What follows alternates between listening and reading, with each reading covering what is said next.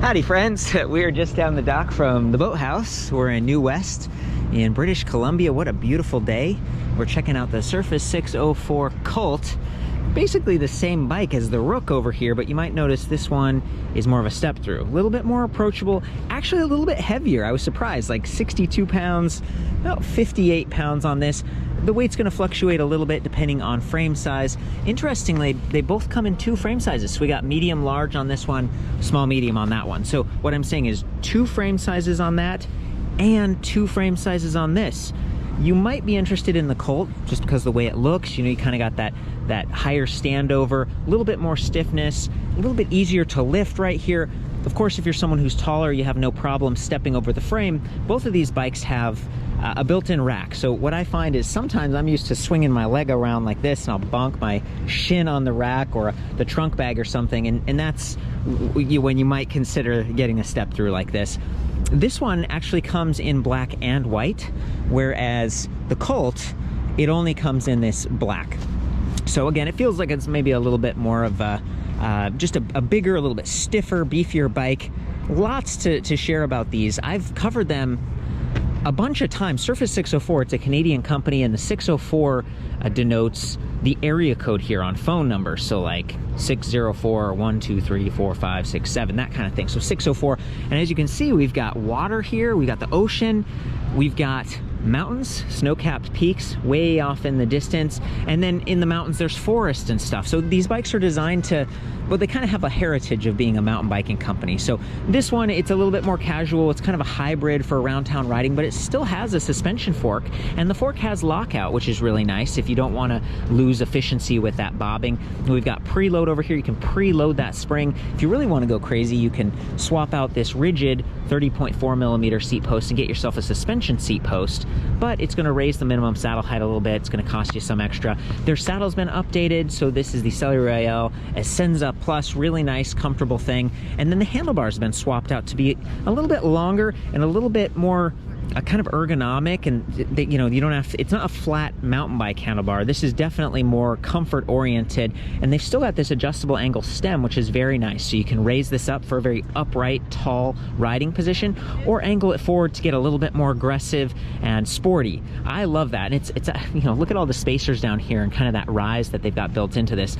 That's what I'm talking about when I say it's a little bit more comfort, more hybrid oriented, but there's still a lot of cool performance parts to talk about. So before we get there, let's look at these tires. I love that they've got reflective sidewalls because the bike is black, right? And that's the only color, again, for the Colt. So between this little kind of bright reflective piece here on the plastic chain cover to the tires themselves, and even the headlight that has cutouts on the side and is now mounted really high to stay much more visible. Before it was down here on the arch. I really appreciate that. These are 27.5 by 2.4, so they're taller, which gives you a lower attack angle for keeping things smooth and overcoming bumps and obstacles. And then the width here gives you a little bit larger traction, kind of a contact patch, and then some stability side to side, and also just comfort because of the increased air volume. So it is a very comfortable bike, but still pretty capable. One of the areas that stood out to me as being a little bit above average is this Samix hollow spindle down here. So you're going to save some weight. It's going to be kind of stiff. I think it's a little bit wider than a traditional cheaper spindle. And then the brakes, that's another big area that they continue to do a great job on. These are hydraulic disc brakes. They have motor inhibitors, so it cuts power, which is really great because this bike has a throttle. Interestingly, it's torque sensing though, and I've seen some companies forego the motor inhibitors when there's a torque sensor involved. I think that's, again, above average that they're doing. And then these large 180 millimeter rotors. Okay, so 180 millimeters is going to give you a good mechanical advantage over the larger wheel and the heavier tire, and it's also going to cool a little bit faster, so that's pretty nice. Tektro, dual piston, kind of standard. Back here we have a slotted 12 millimeter threaded axle. You need tools to take this off if you got a flat, but these tires do have some puncture protection built in, so gotta love that. Up front we've got quick release, but keep in mind if you're trying to disassemble this bike to move it or something, the quick release, yeah, the wheel comes off, but the fender is still attached. unless you want to, you know, take off some more bolts and stuff. Keep that in mind, because a lot of times I would take off the front wheel on my bike, turn it sideways and lay it down in the back of my car, but in this case the fender is going to stick out a little bit. They are really nice fenders, aluminum alloy, 65mm width, so you get good coverage on those higher volume tires. The connection point on the fork isn't perfect. This is just a plastic cuff. Over time it can get brittle and crack and even slide a little bit. The fenders are so rigid, I don't think it's going to be a big problem falling out of place, but it's not quite as sturdy as if they were getting maybe a nicer suspension fork that had like braze-ons, you could mount it direct to the lowers.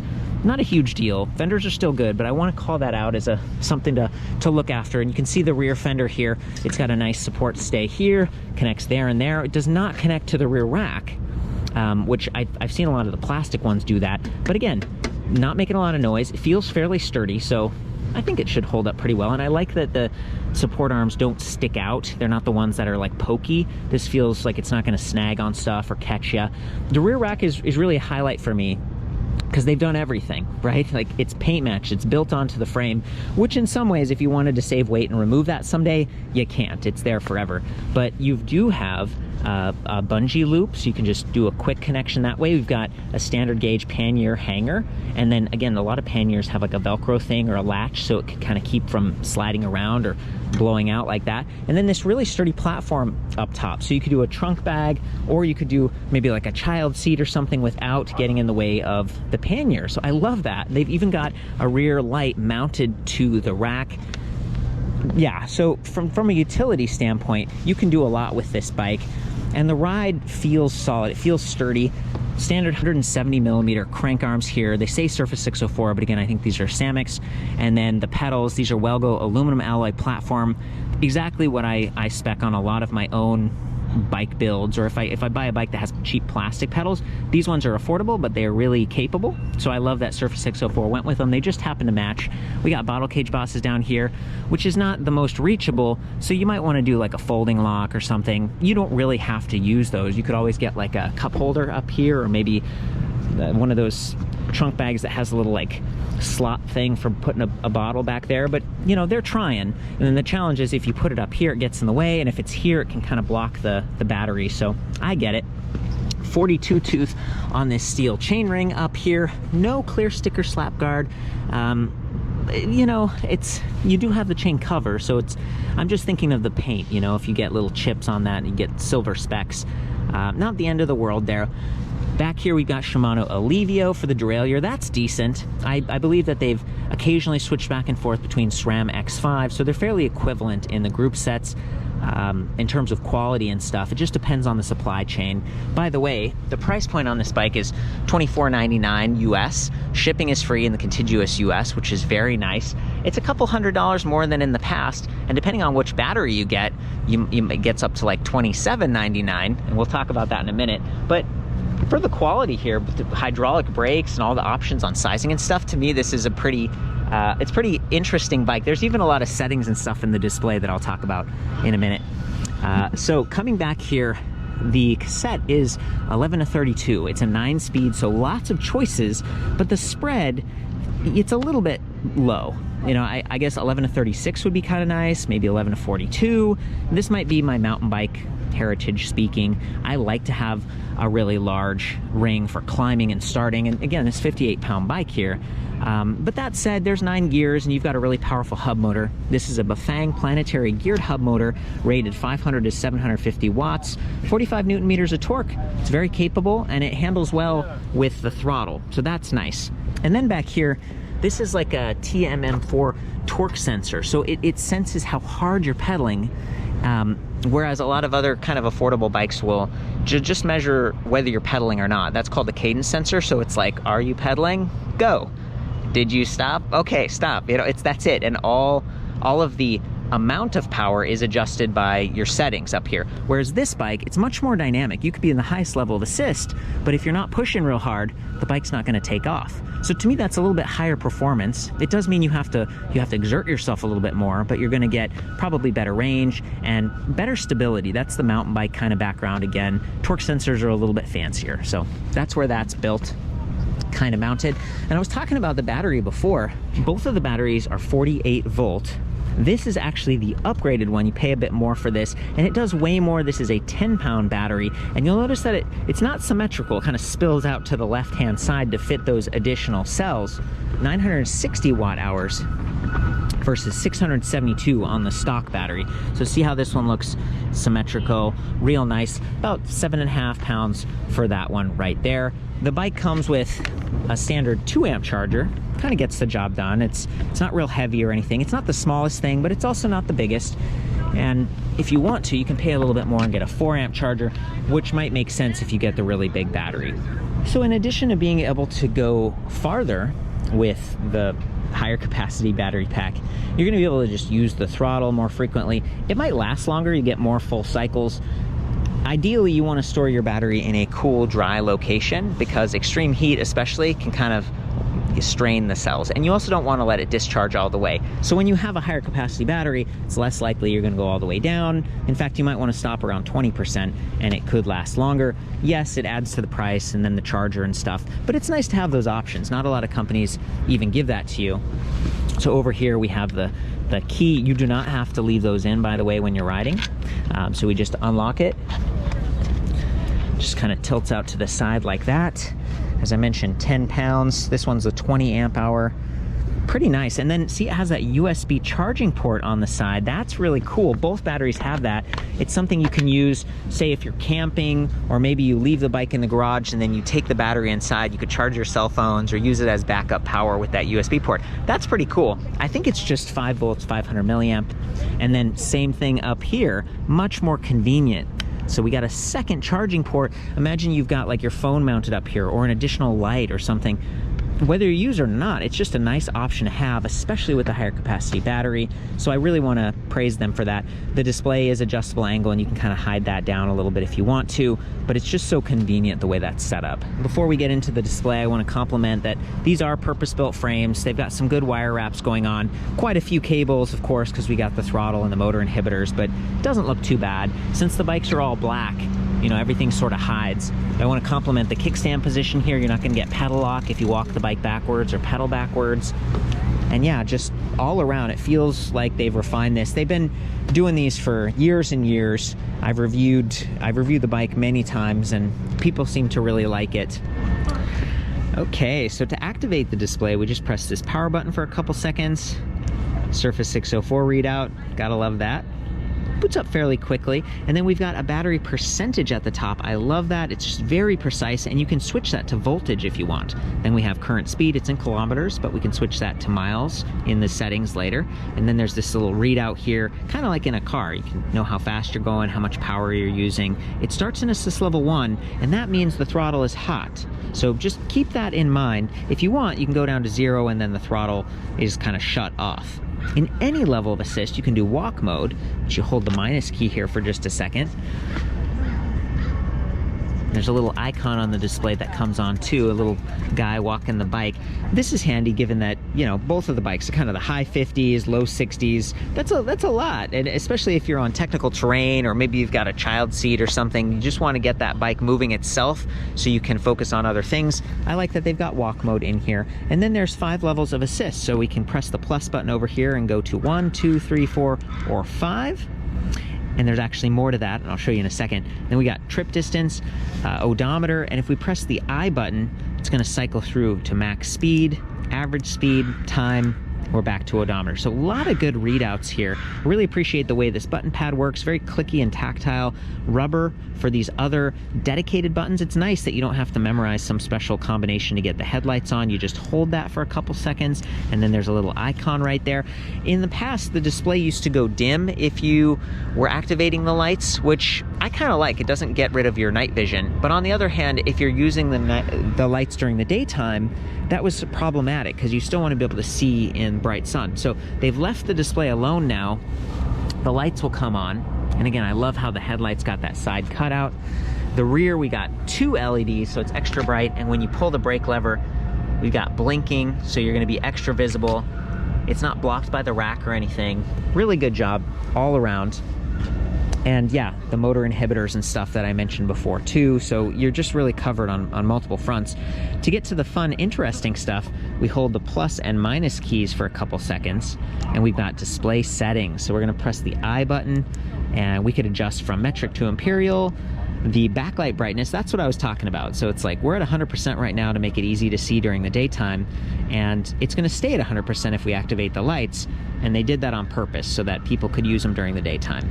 And then there's dormancy, 5 minutes, state of charge percentage, or we can do voltage, trip reset, sensitivity, assist levels 0 to 5. This is the other really cool thing. So if you want, you could change this to like 0 through 3 or 0 through 9, 0 through 6. There's lots and lots of options.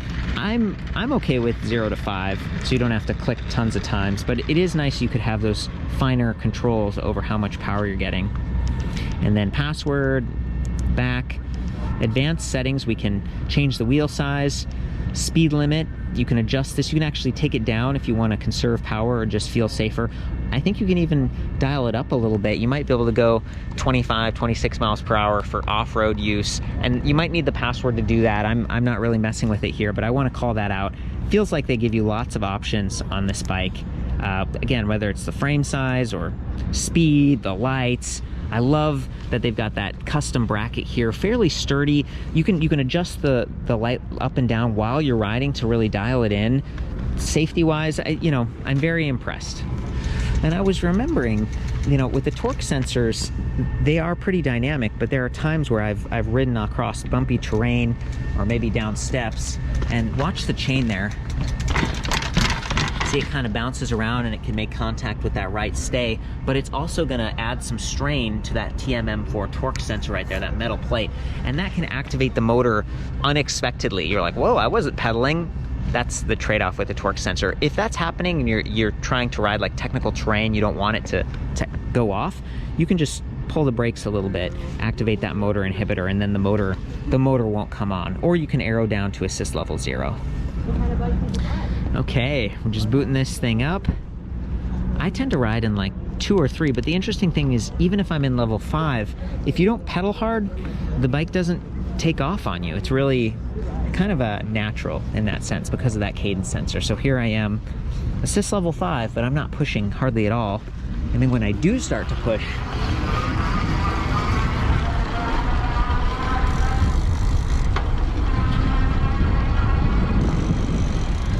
I find that it starts pretty quickly, and it also cuts out quickly after you stop pedaling. And that's back to the torque sensor. The one thing to remember is if you go downstairs or you're going on bumpy terrain, sometimes the chain can kind of bounce and activate that torque sensor by mistake. If you ever feel like you're getting out of control, just squeeze the brakes just a little bit. Don't even need to make contact with the brake pads, and that'll just cut power. Really natural, comfortable, tracks nicely. I think that has to do with the wider tires and stuff that we talked about. And here we're in a shady section. You can see the display is pretty easy to read. Easy to reach up here. Adjust that headlight if we want to. Swivel the display. Yeah, that's a really nice shot. Check this out. If I do the throttle, you can see that power just surge up. And I love that. At all levels of assist, you get full throttle power. So you don't have to worry about clicking buttons and stuff and getting distracted. You can just focus on riding. And then the shifting mechanism up here, we have like a multi-shift on the low. So if we go to the high, you do have to use your pointer finger here. Some of the shifters, like Dior level, you can use your thumb for both. This one, it's trigger, pull in like that, and then 1, 2, 3. So you can really drop the gears. I like that. And the optical display, the readout's pretty nice. Even though there's a lot of wires and stuff up here, it's all pretty well done. Yeah, I'm just gonna do a throttle test here and take off. Okay.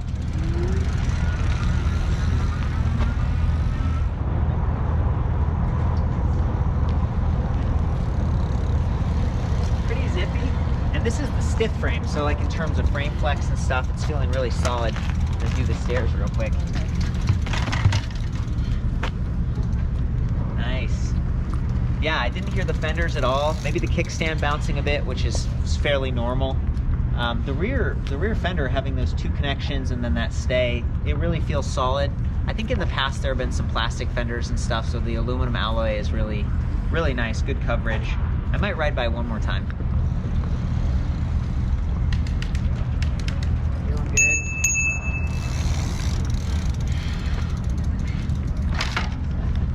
Yeah, I'm a big fan of the hydraulic brakes. Thanks, Jason. Oh, what a beautiful day to go for a ride. That is the Colt. I've also reviewed the Rook, both from Surface 604 2022 models.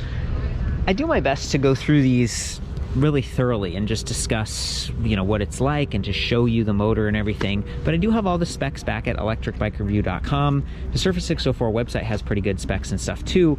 On my site, there's a compare tool, so you could see year over year, kind of back to back, the pictures of these and then some of the specs. And I have a forum, so you can talk to people who actually own the bike. They aren't just out riding for a couple days, and I find that's really fun. People have feedback about, you know, bags or accessories that they really like.